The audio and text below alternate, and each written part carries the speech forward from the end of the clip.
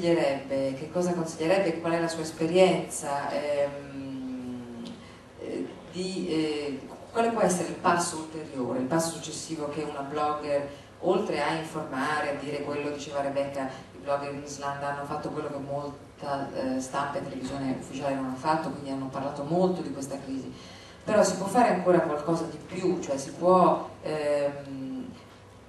lo dico perché io a volte ho paura che il molto parlare consumi le energie e le esaurisca. Io vedo che nei nostri blog, io ho un blog molto frequentato, le persone si sfogano moltissimo e poi però quando arriviamo alla sera siamo tutti esausti, è come se avessimo già detto tutto nel blog e poi la mattina tutti tornano a lavoro tranquillamente.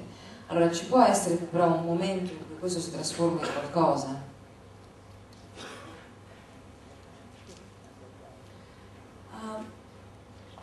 I don't know if a blog can turn into something more, but thank you for bringing this up because I'm a blogging evangelist. I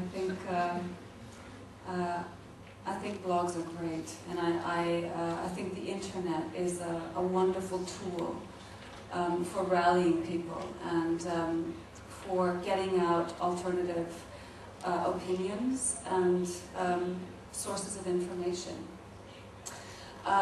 My blog, actually I should maybe correct a slight misconception. My blog is written in English, so it's primarily read by people outside of Iceland who are interested in the situation in Iceland. It's not so much an Icelandic blog as such. It's a little bit marginalized from the rest of the Icelandic discussion, simply because it's in English, and I think most Icelanders think, oh, it's written by a foreigner.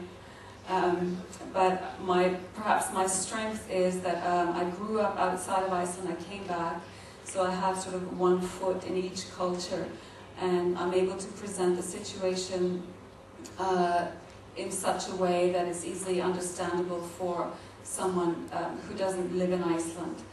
Icelandic blogs are written very differently than my blog, I've noticed, because we have these cultural references in Iceland. So, you know, you could say one word and everyone would understand what you mean, but for a foreign audience you have to describe it a bit closer, a bit more closely. But as to the role of blogs, I think the thing about blogs is when you start to try to perhaps structure them or organize them, maybe they lose a little bit of their impact. Blogs are, I think, in many ways organic. You know, they start from someone who has something to say, and they develop from there. And I started blogging 5 years ago, and a lot of the people that were blogging around the same time as me, they've stopped now. I think the vast majority has stopped. In a sense, you know, some people say, well, blogging is dead. Facebook and Twitter have taken over from blogs. And I think in some respects that's true, but the blogs that seem to have survived are the ones that have good content and that have something to say and that have a following. But having said that, you know, running a blog and doing it well is hard because it consumes a lot of time, and it doesn't make any money usually, or very little money.